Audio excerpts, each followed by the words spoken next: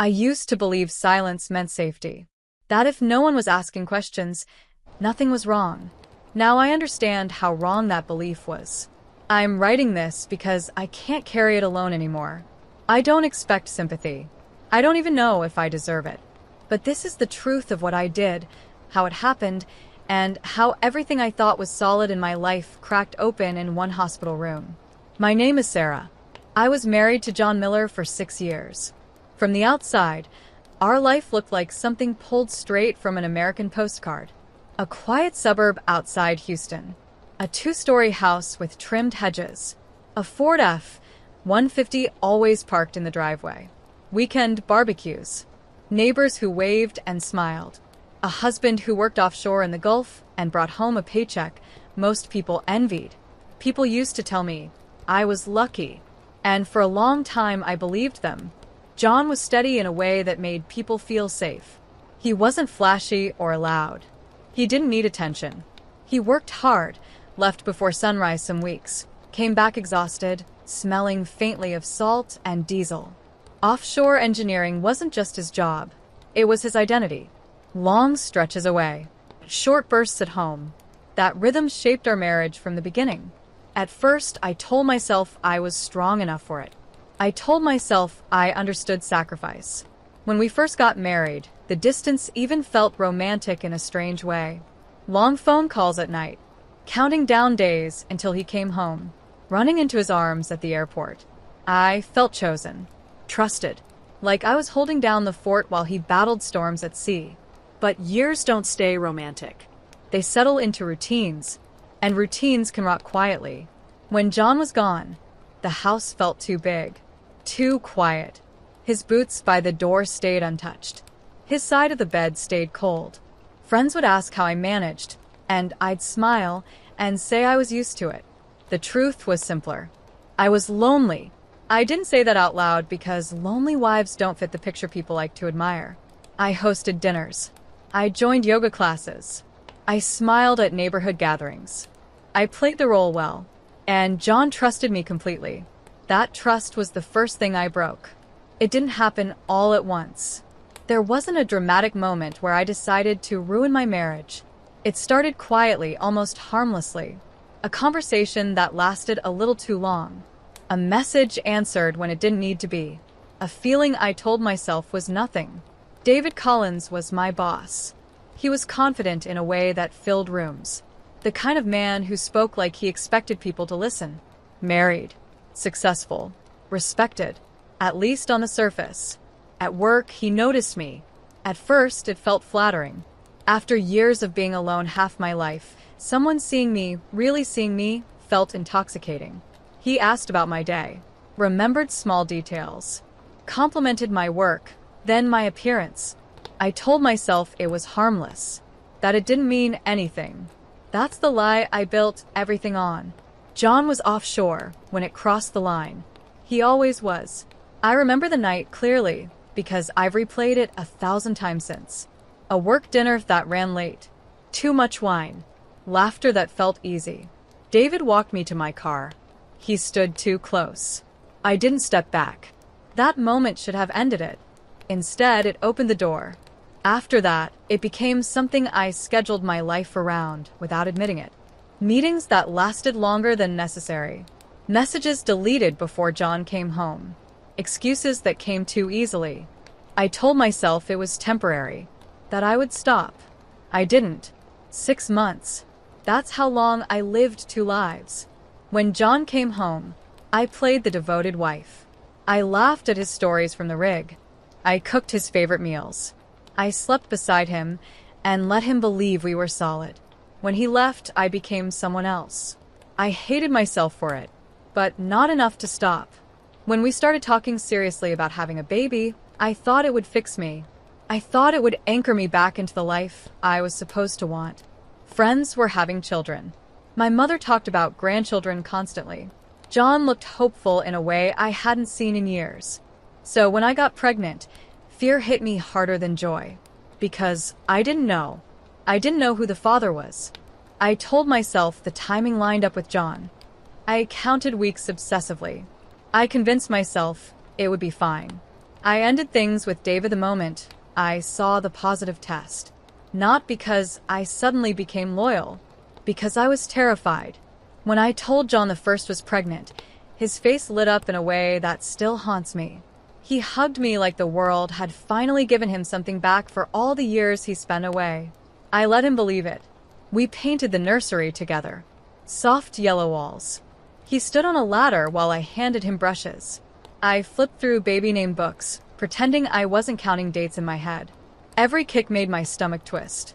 Every time John rested his hand on my belly, guilt burned through me. But I stayed silent. I told myself silence was mercy. The day I went into labor, I was already drowning. The hospital smelled like disinfectant and panic. Hours blurred together.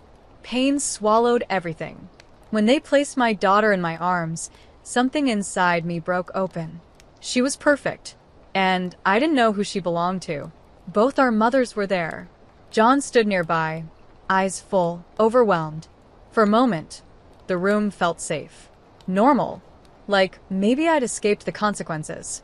Then the paperwork came. The birth certificate. I watched John look at it. Watched the pen sit there, waiting. When he said, "Not yet. We wait for the DNA." My heart stopped. The room froze. I felt exposed. Cornered. Terrified in a way I had never felt before. I tried to act offended. I tried to sound shocked. I leaned on my mother's anger like a shield. But inside, I knew. This was the moment everything started collapsing. And it was only the beginning. I wish I could say the worst moment of my life was the DNA result. It wasn't. The worst part was everything that happened before it. Because once John said those words in the hospital room, "We wait for the DNA," there was no hiding anymore. No gentle way out. No space left for the version of myself I'd been pretending to be. The silence after his sentence was suffocating. I remember clutching my daughter tighter, like her tiny body could somehow protect me from the truth pressing in from every direction. My mother's anger exploded first. She demanded to know how John could accuse me of something so cruel. She called him paranoid, heartless, exhausted from being offshore too long. I let her speak for me. I nodded. I cried. I played the part of the wounded wife, because it was the only defense I had left. John didn't raise his voice. That scared me more than yelling ever could. He stood there calm, steady, like a man who had already decided something deep inside himself. His mother watched quietly, eyes sharp, not defending him, but not defending me either. Then he said the name. David Collins. It felt like the room tilted. I reacted too fast, too loud. I denied it immediately, aggressively, like I could bury the truth by force. I said David was just my boss. That John was imagining things. That stress was making him cruel. But my body betrayed me. My hands wouldn't stop shaking. My eyes wouldn't meet his. And when he said the timing didn't add up, that his offshore schedule lined up too perfectly with my late nights, I felt the lie slipping. I leaned harder on outrage. I accused him of ruining the happiest day of our lives, of humiliating me in front of our mothers, of turning joy into suspicion. Inside, I was screaming, because I knew he wasn't guessing. John didn't accuse blindly. He never had. He had waited, Watched. listened, counted. When he mentioned that another woman from work had talked, that David bragged, I felt something inside my chest crack. I tried to laugh it off. I tried to act shocked. But then it happened. The mistake. He promised, I said.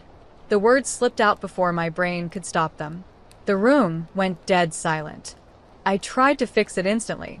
I said I misspoke. I said John twisted my words.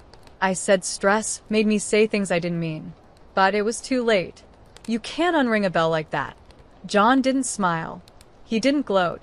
He just looked at me like something fragile inside him had finally shattered. My mother's face changed too. Not anger anymore, but confusion. Fear. John pressed gently after that, and every question felt like a blade. Why did my stories change? Why did my late nights line up with his time offshore? Why did David's name keep appearing in places it didn't belong? I cried. I begged. I asked him not to do this there. Not in front of our child. Not in that room. But John didn't move. He told everyone we would wait 72 hours. For science. For truth. No signatures. No assumptions. Then he walked out. I watched him leave through tears, knowing something irreversible had just happened. The next 3 days were unbearable. John didn't come home. He didn't answer my calls. I stayed at my mother's house with the baby, surrounded by people, but completely alone. My mother tried to reassure me at first, telling me John would calm down, that he was being dramatic, that men don't think clearly under stress. But even she stopped sounding confident after the second day, because doubt had crept in. I replayed everything over and over. Every message I deleted. Every excuse I made. Every time I chose attention over honesty. David tried to call me. I didn't answer. I was furious with him for not protecting me, for being careless, for bragging. But deeper than that, I was furious with myself for ever believing he would. When the DNA results came, John didn't call first. He showed up. He stood in my mother's living room holding an envelope like it weighed nothing and everything at the same time. His mother was with him. She didn't look angry. She looked disappointed. I already knew the answer before he opened it. The paper shook in his hand just slightly as he read it. 0%. No chance. My daughter wasn't his. I broke. I collapsed into sobs, so violent my mother had to hold the baby. I apologized over and over, but the words sounded meaningless even to me. John didn't yell. He didn't insult me. He just said the marriage was over. That sentence hurt more than anything else. He left again, and this time I knew he wasn't coming back. The days after that felt unreal. Lawyers. Paperwork. Quiet conversations I wasn't part of. John filed for divorce immediately. No hesitation. No bargaining. The house. The accounts. Everything unraveled faster than I could process. And then something else happened. Whispers. Other wives. Other husbands. David Collins' name started spreading through circles I didn't control. Stories surfaced, too many to ignore. Affairs. Bragging. Patterns. I wasn't special. I was just one of many. When I heard David had been hospitalized, I felt nothing. No relief. No guilt. Just emptiness. By the time the divorce was finalized, my life looked nothing like it had before. No marriage. No house. No reputation. Just a child in my arms and the weight of knowing every choice that led me here was my own. And still, the story wasn't finished. Because watching John walk away wasn't the end of my punishment. It was only the moment I realized what I had truly lost. When everything finally went quiet, that's when the reality hit. Not in one dramatic moment. Not with shouting or tears. But slowly, in the empty spaces where my old life used to be. After the divorce papers were signed, John disappeared from my world completely. No messages. No arguments. No last conversations meant to bring closure. Just silence. And I learned something painful in that silence. Some people don't leave loudly. They leave once. Cleanly. The house we once shared was sold. Not with fights or negotiations I could influence. John handled everything through lawyers. I packed what little was mine and moved back into my mother's home with my daughter. The same woman who had defended me so fiercely in the hospital now avoided long conversations. She helped with the baby, yes, but there was a distance between us that hadn't existed before. I could feel it in the pauses, in the way she sighed when she thought I wasn't looking. Disappointment has weight. It sits in rooms. I felt it every day. Friends stopped calling. Some quietly drifted away. Others looked at me differently when we crossed paths. No one asked for my side of the story anymore. Houston isn't a small town, but stories like mine travel fast. A cheating wife. A baby that wasn't her husband's. A man who walked away with his dignity intact. That was the version people told. And they weren't wrong. At night, after my daughter finally slept, I would sit alone and replay everything. Not just the affair, but the moments before it. The choices that led me there. The times I could have stopped. Loneliness didn't make me cheat. Cowardice did. I was afraid to speak. Afraid to confront my unhappiness. Afraid to risk losing the comfort of a stable life. So instead, I destroyed it quietly. John never contacted me again. But I heard about him. People talk. They said he moved on faster than anyone expected. Not recklessly. Not desperately. Calmly. He focused on work. Took longer offshore rotations. Bought a smaller place closer to the water. And eventually there was another woman. Her name was Lily. I didn't stalk her online at first. I told myself I didn't care. That John's life was no longer my business. That was a lie. When I finally looked, she was nothing like me. Quiet. Grounded. The kind of woman who didn't need attention to feel whole. Someone who listened instead of filling silence with noise. Seeing them together hurt in a way I didn't expect. Not because I wanted John back, but because I realized something I had lost forever. His respect. You can survive without love, but losing respect from someone who once trusted you with their entire life leaves a scar nothing fills. David Collins vanished from my world completely. His name became something people whispered instead of said openly. Work distanced itself from him. Opportunities dried up. Whatever happened to him afterward wasn't something I celebrated. It wasn't revenge. It was consequence. And consequences don't ask if you're ready. Raising my daughter alone forced me to grow in ways I had avoided my entire adult life. There was no one to hide behind. No one to impress. No image to protect. Just responsibility. Just truth. I told myself I would never lie to her. That when she was old enough, I would tell her the truth about who I was, about the mistakes I made. Not to burden her, but to make sure she never repeated them. Some nights, when she sleeps on my chest, I think about the life she almost had.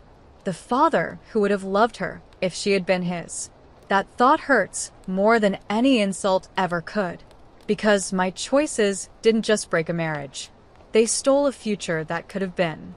I don't write this to ask for forgiveness. I don't deserve it. I write this because stories like mine are often told by everyone except the person who caused the damage. And while that damage can never be undone, honesty is the only thing I have left. John moved forward. I stayed behind with the consequences. And that is the difference between regret and punishment. If there's one thing I've learned, it's this. Love doesn't disappear all at once. It erodes. And if you don't protect it with honesty, someone else will use your silence as an invitation. I broke my marriage. I broke a man who trusted me. And I live with that every day. This is my story.